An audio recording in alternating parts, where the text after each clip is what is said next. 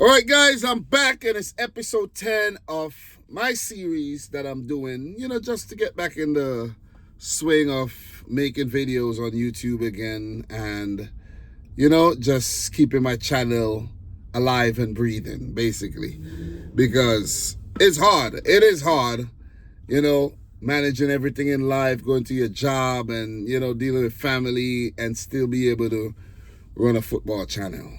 I hope you guys understand, a couple years ago, several years ago, I was a lot younger and, things weren't as hectic as they are now. You gotta stay grinding if you want to stay afloat, especially out here in New York City.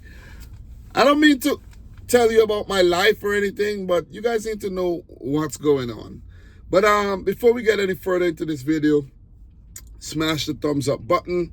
I took my time and I put together a nice package for you. I got a lot of information here, so we're gonna run through. I don't want to be too long-winded, but we are gonna talk about Florian Wirtz again at the back end of this video, so stick around. And guys, don't forget to smash the thumbs up button. Let's like the video. Let's get this video to 100 likes. Yesterday's video got about 122 likes the last time I checked. Thank you very much, really appreciate that. Let's get into the habit of liking the videos. Like the video right now. Stop whatever you're doing. Like the video. If you're driving, pull over, like the videos. Like it. Let's get it going. So guys, it's been said that Gigi Donnarumma, the PSG goalkeeper, is being linked to the move to Man United and Man City, since he's currently dealing with a contract situation over there at PSG, where I guess he wants more money and it's time to renew, and he's going to weigh his options. There's been said to be interest from the Manchester clubs. So let's see if this one happens. I could see it happening, because Man United, if they're going to be successful, to be honest, not to hate on my African brother Onana, but he ain't good enough. Let's just put it out there. I would love for him to stay at Man United so they could continue suffering. But if you want to look at it from an unbiased perspective, they need to get rid of Onana. Seriously. You know what I'm saying? Onana, what's my name? Onana, what's my name? Anyways, they need to get rid of Onana. For City, guys, Edison, he's been good. I think we've had Edison for 8 seasons. I think it's time that we try something new, to be honest. We've been linked with another goalkeeper, but I want to talk about him tomorrow, as I just saw something. I just got some information on this goalkeeper. And, I want to talk about it in tomorrow's episode. I don't want to touch on it today. But I could see Gigi Donnarumma moving to any of the Manchester clubs, whether it's City or United. Guys, let me know your thoughts on this one. All right, who knows? He might just go back to Italy, or he might just stay at PSG. So let's keep it moving. Ilya Zabani, since we're talking about PSG wants him. The player is keen on the move, but there's been no agreement so far on the table with AFC Bournemouth.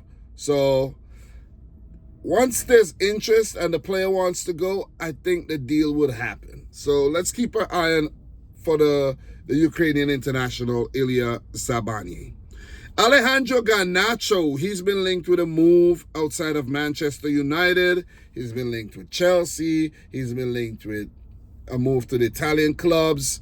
But in this episode, he has been linked to the move to Al Nassr.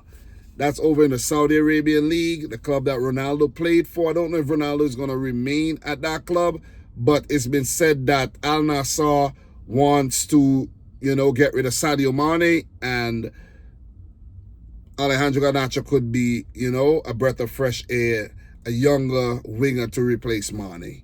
So who knows? Could we see Mane back in the Premier League? Maybe playing for Crystal Palace or Fulham? Never know. Let's see. But anyways, let's keep it moving.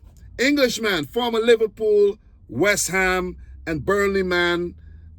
I think Aston Villa he played for as well, if I'm not mistaken. Danny Ings.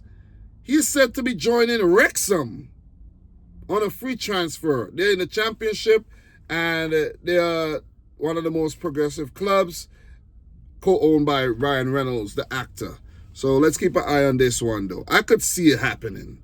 So Rasmus Højlund has come out and said that he has a contract at Manchester United until 2030, and he just want to go on vacation and enjoy his holidays and come back next season, reassess things, and he wants to be part of the team. He wants to be part of the project, the setup going forward. So, yeah, let's see. Let's see. It'll be kind of harsh, to be honest, to just get rid of him after like one season, after paying all that money for him. But it's not an Amorim signing. You see what I mean? But still, if you're bringing in Mbuemo and you're bringing in Cunha and maybe Gyökeres, it does not hurt to have a Højlund there as, you know, not so much backup, but part of the rotation and to help his learning curve. So let's see. Let's see how that one plays out. Alex Oxlade-Chamberlain, the former Arsenal, Southampton, and Liverpool man, is said to be on his way back to the shores of England from Besiktas, and he's been linked to the move to Leicester City, of all teams, recently relegated Leicester. So going down in the Championship would be, you know what I mean, like a nice soft landing back into English football, or maybe not so much, because the Championship could be rough. But it's been said that he's having girl problems, you know? Like the long-distance relationship is messing with his relationship and all of that, and he wants to move back. But listen, let me say this. If you're having girl problems, I feel bad for you, son. I got 99 problems, and a beach ain't one. You see what I mean? So, Oxlade-Chamberlain, are you sure you want to do that? Are you sure you want to mess with your footballing career over a beach? Guys, get the wordplay? Anyways, man. Let's keep it moving. But it'll be nice to see the Ox back, you know, in England. I actually had forgot about the Ox, you know. I was like, he's played in Besiktas? Like just a couple of weeks ago, I thought about him. I'm like, he's at Besiktas? God damn. I totally forgot about that player. So, Jordan Henderson, he is being linked to the move back to his former club, Sunderland. And it's been said that the new manager, Heitinga, you know, has told Jordan Henderson that he is not factored into the plans and he would be surplus to requirements, so he could get the hell out of the club. So, going back to Sunderland, that'd be a nice move because guess what? Sunderland are in the Premier League. So, it could be the return of the Mac, Jordan Henderson. And that's one of my favorite songs. And that song is nice. You know, and that it's a British singer as well. Return of the Mac. That song is classic. Anyways, big one, man. Job Bellingham has joined Borussia Dortmund from Sunderland for a package worth 38 million euros. So he's followed in the footsteps of his brother Jude Bellingham, and from England to Germany in terms of the, you know, the move. But from, you know, in terms of Jude Bellingham, he left Birmingham City to Borussia Dortmund to Real Madrid. That is like, you don't see that happening. You don't see a player go from the second division to Borussia Dortmund and then to Real Madrid in the span of just a few years. So for Joe Bellingham, it could be even more special too, because I think he went from Birmingham to Sunderland, but then helped Sunderland get promoted, and now he's going to Dortmund, and then who knows where he's going to go from there, though. So I've never actually seen Joe Bellingham play. I need to check out the highlights, but I reckon he's a good player. I reckon 38 million euros. Borussia Dortmund has their man. Next up, we have Ryan Aït-Nouri from Wolves of Manchester City. It's been said that the medical is done and he is a new City player. The contract has been signed and wrapped up over the weekend. So, loving it, man. That's my team. We got a new left back. We got a new central midfielder in Tijani Reinders. Been linked to Ryan Shirky, who's been doing well for France, and he's on the radar. A lot of football fans are noticing and say, God damn, City are getting him for cheap. Wow, why didn't my team go in for him? Ryan Cherk has been on the scene for some time. I'm surprised no one ever gone in for him. But let's keep it moving though. Jamie Bino Gittins.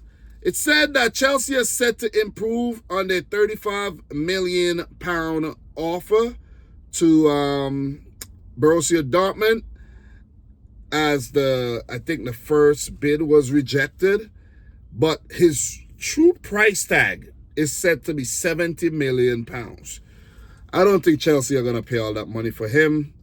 And, they'll have to just try to strike a deal and, negotiate something better. I don't think Chelsea are paying 70 mil for him. I don't think Chelsea are going to spend the type of money that they spent in the past. Might have to sell some players as well. Still at Chelsea, Maignan, AC Milan to Chelsea. It's been said that Chelsea have put in a €15 million bid.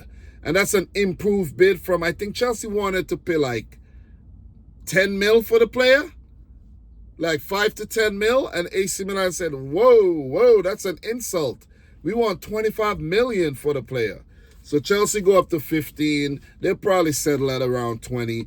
It said that Chelsea wants their man for the Club World Cup that's coming up in a few weeks. So that one should develop very fast. Maybe during the week, we'll have some news on that. Maybe next week. But as a matter of fact, today's the 8th.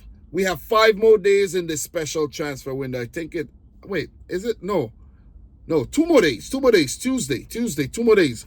So we're going to have some really hot transfers coming up tomorrow and on Tuesday, which will be deadline day for the first phase of the transfer with a special transfer window, they're calling it. So, yeah, let us see if this one materializes. Because they want to get rid of Sanchez. Chelsea have been dealing with their keeper problems for quite some time. Next up, we're still on Chelsea. This player has been linked to the move to Chelsea. Morgan Rogers, he's been linked to Chelsea. But it's been said that Arsenal also have the winger.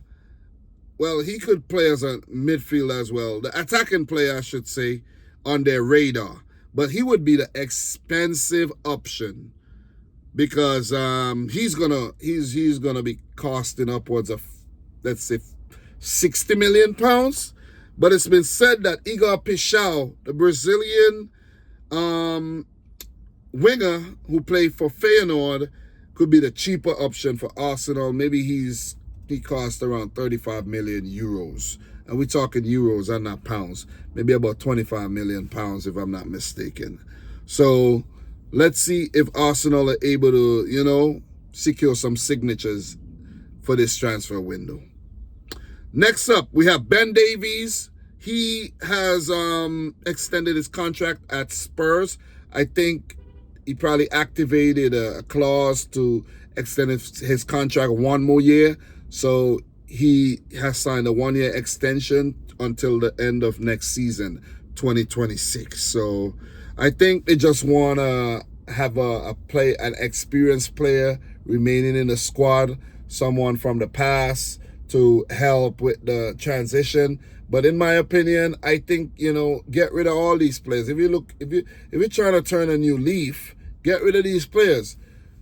Tottenham only won their first trophy in 17 years after they finally got rid of Harry Kane and, Eric Dyer and all these guys. You see what I mean? So sometimes you just got to, come on, man. Come on. Get rid of Ben Davies. That could have been an opportunity to sign another young left back or something. Give him the chances. Anyways, none of my business. Next up, we have Kalen Karamateri, who has joined Manchester City's under-16 team. He's a striker, and he's been said to be one for the future. So I just figured I'll just put that one in there, you know what I mean? I just slip it in, you see? Because we might probably hear that name sometime in the future, and I might be like, yo, I covered him. So next up, we have Jack Grealish, Manchester City to Newcastle United. It's been said that Newcastle are interested in signing the former Aston Villa man, but only under one condition: on loan. I could actually see it happening because, look, if nobody wants to pay the money that City want for Grealish, maybe about 40 to 50 million pounds, cut price, I could see Man City letting him go on loan just to get him out the club, let him go out there, do his thing, and then maybe Newcastle would, sign him for maybe 10 million, make the loan move permanent, 10, 20 million, who knows. But I've been talking about that. I've been said I could see Grealish playing for Newcastle United, and bam, today I'm doing my research and I bumped into this. So, Bryan Mbeumo, it's been said that Spurs could possibly hijack the move for Bryan Mbeumo because he's been heavily linked with a move to Manchester United, but Spurs could go in and try to, sneak attack and take the player. The source is The Sun. And I don't believe this one bit. I really, really don't believe this. But let's wait and see. Next up, as we land the plane, let's land the plane. We have Charalampos Kostulas, a striker from Olympiacos, linked with a move to Brighton. And it's been said that Brighton have already placed a 40 million euro bid for the striker. And if you know Brighton, if you've been following Brighton since they got promoted, Brighton only sign ballers. You see what I'm saying? So he must be a good player. This is one that I haven't covered. And since I'm on Brighton, I think Tariq Lamptey is leaving the club as a free agent. So keep your eye on a possible Tariq Lamptey transfer. I think that one is one that slipped through the cracks. I was supposed to talk about it, but I didn't. So let us see. He's definitely falling on the pecking order since his breakout season a couple years ago. So just to land the plane, guys, I think we're doing really well on time.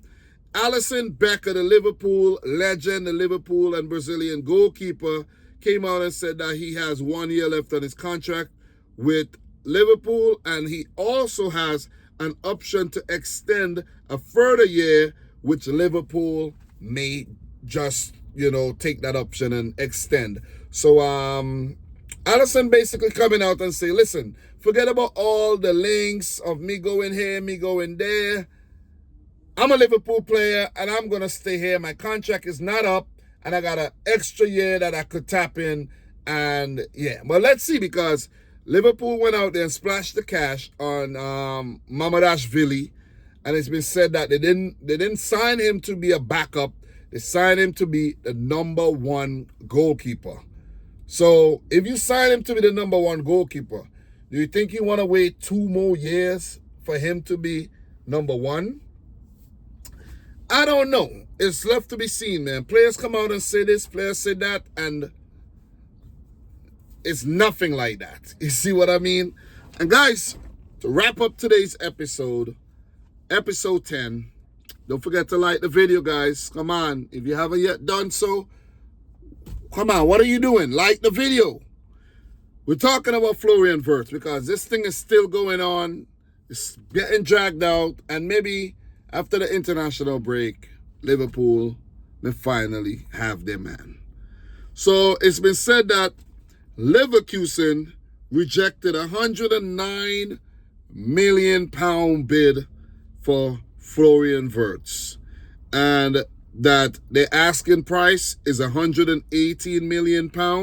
I've seen some outlets say the asking price is £118 million, and another outlet say that Liverpool are preparing the £118 million bid, the offer, plus, not including, but plus, very hard to achieve bonus add-ons. And the source is Build.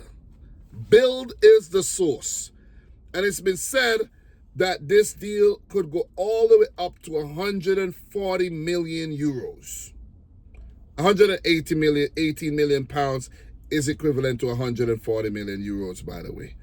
And listen, the fact that they want to add Liverpool want to put in difficult to achieve add-ons and stuff like that, I think Leverkusen are playing hardball with Liverpool, and they want to squeeze every pence, every pound out of Liverpool. And I also have a conspiracy theory that it could also be Erik ten Hag, seeing that he's a former Manchester United manager and he's newly appointed. He's probably telling them, like, listen, man, I know the player want to leave, but continue to play games with Liverpool. Keep asking for more money. If they want the player, they're going to fork it up. You see what I'm saying? They're going to fork it up. But you don't want to fork up the deal. You see what I'm saying? Because you keep messing around and the deal could collapse. You don't want to fork it up. But they do want Liverpool to fork out more and more and more money. As it stands, he won't be the most expensive Premier League signing ever, as I think Caicedo is the most expensive signing with about 120 million pounds. I did talk about that in a previous episode. I want him to be the most. I want Bayer Leverkusen to say 125 million pounds. That's it. 125 million pounds. That's probably close to 150 million euros. Plus add-ons. Well, it's hard to achieve on that. Plus add-ons. Fork up the cash. But let's keep an eye on this one. The more to come in tomorrow's episode. I already wrote down a few names, and I'm going to get, the package together. So after I get off work, I give you guys 20 minutes of this raw and uncut transfer talk, for your head tops. You know what I mean? I've been enjoying doing these 10 days in a row. God damn. Your boy's on a roll. So guys, share the video with a friend. Like the video if you haven't yet done so. Let me know your thoughts down below. And until next time, from your boy down. Peace out. Rich Squad. We talk soon.